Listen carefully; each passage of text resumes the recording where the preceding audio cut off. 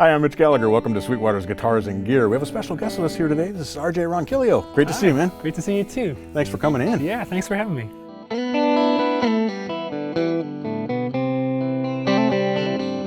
So, sideman to the stars, recording artist, YouTube sensation. You're kind of covering the whole world. Trying to. I'm finding like different little niches that I enjoy and experimenting with them. Right. So, how do you go from starting guitar at 9 years old, selling cell phones in the mall, to touring with Thompson Square? Well, I have to commend you. You did your research. Yeah, well. Where did it all start? Okay, I tell everyone it all started with the movie Back to the Future. Mm-hmm. That's what kind of got me in the guitar, the bug. Right. So I started playing. I started getting really into it. I asked my parents to if I could take, jazz guitar lessons. And eventually I went to college for music. And that's kind of where I said, you know what, I want to be a professional musician. I could teach, I could go into the recording industry, but I really want to just be a player. Right. Because that's where my passion is. That's where I enjoyed myself the most. So as soon as I got out of college, I was selling cell phones because you can't immediately start working. You got to get rolling, right? Yeah, but I got into the cover bands, wedding bands. One of the weirdest gigs I've ever done was the opening of a gas station in North Miami. Nice. Which is the weird. We were basically playing by the pumps.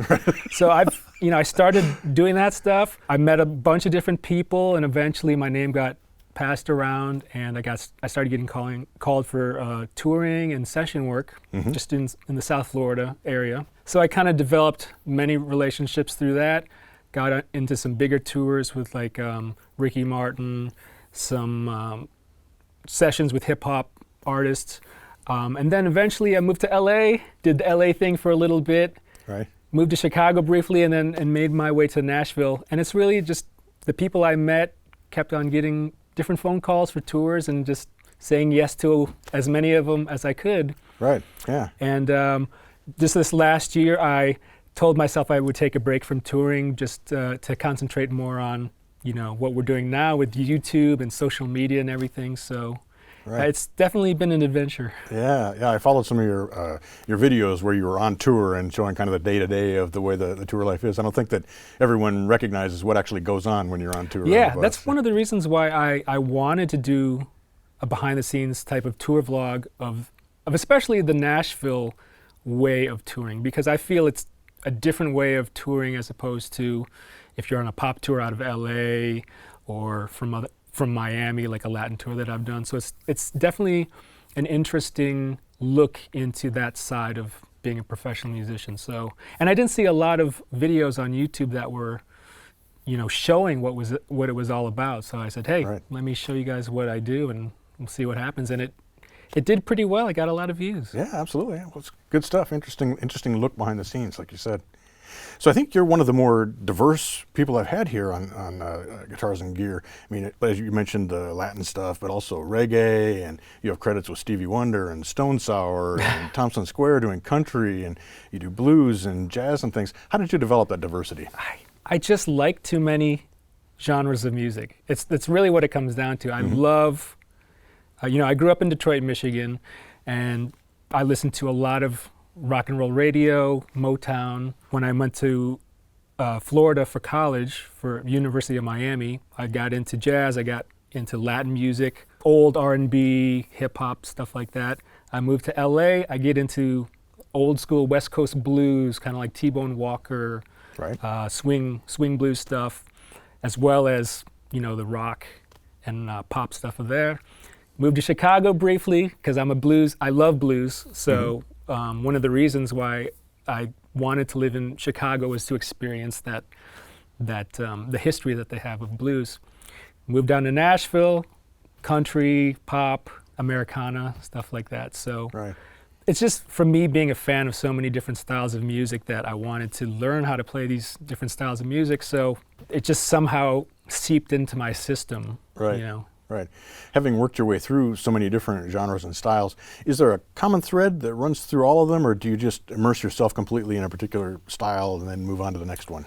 I wouldn't say there was a common thread. I kind of just, get really obsessive about a certain player a certain style of music and I just listen to that, transcribe that stuff as much as possible. And sometimes I get sick of it and move on to something else, and sometimes it stays with me. But I would say that the one thing ever since I was a kid that really resonated with me was just blues music in general. One of my first heroes was Chuck Berry, and from Chuck Berry I found like Eric Clapton, and then I worked backwards to Robert Johnson and Son House, and Sure. there's so many facets of blues music. You know, you have Delta blues, Chicago blues, Texas blues, West Coast blues, all kinds of different variations of it. And that always interested me because it was the same style, just presented it in a different way with its own like characteristics. Right. So And I knowing like that. those individual attributes Yeah, of each of the it's- styles and is what it's makes a- you authentic, right? Yeah, and it's like a feel thing. So it's learning the feel is probably the hardest thing to do. Right, right. And did you absorb that by listening, by playing live, or where did that come from? Everything, listening, going to see other players that know what they're doing, Right, and trying to play like them, watching YouTube videos, right. transcribing stuff, and just kind of copying that feel. Right, right. You mentioned that you kind of got your career rolling and the touring and things by your name started to circulate around there. But what is it that helps you to, or what is it that makes an artist choose you as the guitarist they want to have on their tour? I think a lot of it is your personality. I tell a lot of musicians that want to get into touring that the way you play or your chops can get you the gig, but it's your personality that'll keep the gig. Right. So you have to be able to be fun to hang around with. You know, if you want to tour, you're going to be stuck on a bus for hours and hours a day. You're going to be, this is going to be your family for the next couple months. So your ability to be personable and to just make the hang is extremely important as your skill as a musician. Right, right. So did you go through on these various tours, Ricky Martin and a number of other ones, Thompson Square and others you've toured with, was it an audition process to get the gig? Or? I only auditioned for Thompson Square, and that was a video audition. And I feel like I got that because at the time I was really getting into YouTube, so my camera and editing skills were probably really good compared to other people. But like Ricky Martin, it was just all in who I knew. I knew the musical director from another gig prior to that. And, you know, I tell up-and-coming musicians that want to tour that it's all about who you know, meeting people. Make sure you become friends with people because you never know down the road that they might call you for a tour or a gig or a session. Sure. So I feel like that's the most important thing that I've done, is just making friends and keeping them. Right. That's a interesting challenge, though. You went from Miami to LA to Chicago to Nashville, and you kind of have to start over in each of those towns, Yes. building your network and working your way in. Is there a technique to that, or do Well, you just... You kind of have to start over, but at the same time, I almost went on the heels of colleagues. So Okay. when I went to LA, I had a bunch of friends that were moving from Miami to LA at the time. So I had some people that I knew already there. When I moved to Chicago, same thing. When I moved to Nashville, same thing. Okay. So I feel like if you know people, that's great. But it's still possible to make it work if you don't know people, just by, you know, being personable and meeting people. Right. And do you meet those people at jam sessions? Do you go to Yeah. clubs? Do you go to... Everywhere. Just get yourself out there? Jam sessions, open jams. I feel like every city I've been to, there was always some kind of musician hang once a week somewhere. In LA, I remember it was like an R&B kind of jam night. There was a couple ones. There I met a lot of people, and I got gigs through them. In Nashville, gosh, every night, musicians, when they're not on the road or working, I feel like on Sunday and Mondays and Tuesdays, that's when the musicians come and hang out. They usually have, you know, jam sessions. Well, I say jam sessions, but it's almost like an orchestrated, rehearsed jam night where the musicians learn the songs on their own, come and jam them on stage with the other musicians.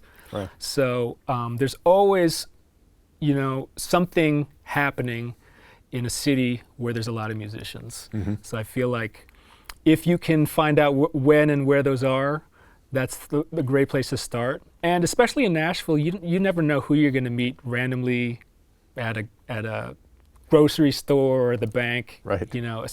Most people in Nashville are somehow tied into the music industry. Right, absolutely.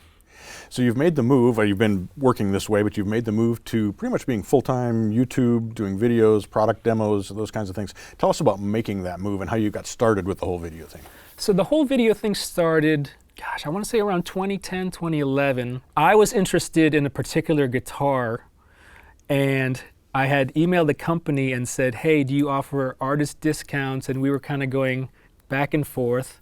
I don't think I was touring at the time. But I said, hey, why don't I do a demo video for a discount on this guitar? So I ended up doing that, and that's how it kind of started. I started getting different companies inquiring about doing demo videos, pedal companies, amp companies, guitars, and kind of snowballed into just being a gear demo guy. And at the same time, I was touring and working, so that was something I did on the side. I wasn't really concentrating on what YouTube was all about, anything about monetization, anything like that. I just kind of let it go. And then one day, a couple years ago, maybe 2 or 3 years ago, I looked at my analytics on YouTube. I'm like, oh, wow, I've been doing fairly well considering I haven't really been checking it out or paying attention. Right. So I figured, why don't I pay attention and try to actually make content and videos and work at it and develop something. So I did a couple lesson videos. Mm-hmm. I did a couple behind the scenes vlogs, like the touring vlogs. And those did really well. So I'm like, okay, this is going pretty good. And maybe for another year or two, I did touring and the YouTube thing. And I found it very difficult to do both. Mm-hmm. And at the same time, I was kind of getting tired of traveling from touring. It's very... it takes a lot out of you just to be on the road all the time.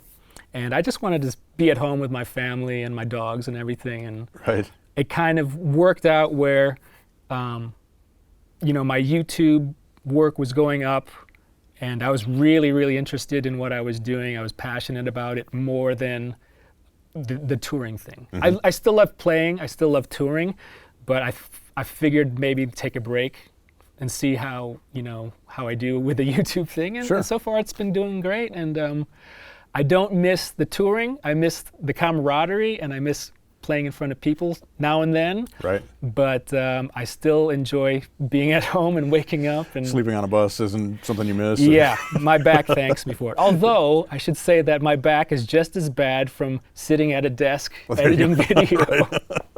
Right. So when you, I know what we do here, a lot of gear comes through and we do a lot of demos and things. Do you have a process that, say someone sends you a pedal and you have to learn this pedal and figure out what to do with it and how to present it? What's your process? Great question. So usually when I get a piece of gear like a pedal, I'll plug it in and just jam on it without any preconceived notion of what I want to do or what kind of demo I want to make. But I'll usually get inspired within the first 5 minutes of okay, this is a fuzz pedal. This calls for some kind of stoner rock groove or something. Right. And then I'll just kind of make a really quick backing track in Logic. I don't spend a lot of time on my backing tracks just because I want to have that inspiration go out quickly. So I'll make a backing track in Logic, flip on the cameras, do a 1 take, 2 take maybe, because all of my, I'd say the majority of my gear demo videos are all improvised. I'm not good at writing out solos or anything or melodies. Right. I just flip on the camera and here we go. And usually it's 1 or 2 takes. Sometimes when I have bad days, it's 10 or 12. Right. Yeah. Right. So how long does it typically take you from start to finish? I am a one-man operation, so the most I've ever done is 3 demos in a day, which includes pre-production, shooting, and editing, which I'll probably never do again. Yeah, that's a 2 lot. is my max, but Yeah. what with many people, I like to batch record. So if I have a ton of pedals that I have to do, I'll just keep the camera set up and just run through all the pedals, and then I'll have one day of editing. Okay. Same with guitars. Right. So I'll schedule my demo work according to, okay, I have 4 different guitars from 4 different companies. I'll do that first before I do these 20 pedals. Right. Is there still room for someone to come in Absolutely. with an iPhone and their guitar Absolutely. to do it? You know, technology in general is always changing, always growing. And, YouTube, I can't remember when YouTube started. I started on YouTube I started my account 2006. Okay. So since 2006, my first upload was in 2006. So, and the fact that it's been growing ever since then and continues to grow, I think there's always room for new YouTubers, new guitar YouTubers in particular. I think the thing, if you want to get into YouTube, I would say that don't copy anybody, just do something different. Like you could demo the same pedal as somebody, but do it in a different way. Sure. And people will grab onto that. People will watch anything on YouTube. Right. So there's always, YouTube is one of the biggest audiences of anything, and there will always be a group of people that will be into what you're doing. Mm-hmm. So it's just, I suggest just be you. You do you, and then someone will grab on and watch. Right. Do you use other social media to promote your videos? I use Instagram. Mm-hmm. I feel like Instagram combined with YouTube work really well because they're both visual platforms. So what I'll do is when I release a demo video on YouTube, I will post something on Instagram and point it towards my YouTube channel. So Right. they kind of work in together. Right. Right. One of the videos that you've done that caught my eye was the GearFest video you did. Yes. You made it up to GearFest this year. That was my first time I had ever been to Sweetwater. Is that right? Yeah. Oh, that was very cool. Yeah. You took home a Gretsch. I did. I could, that was not planned. No?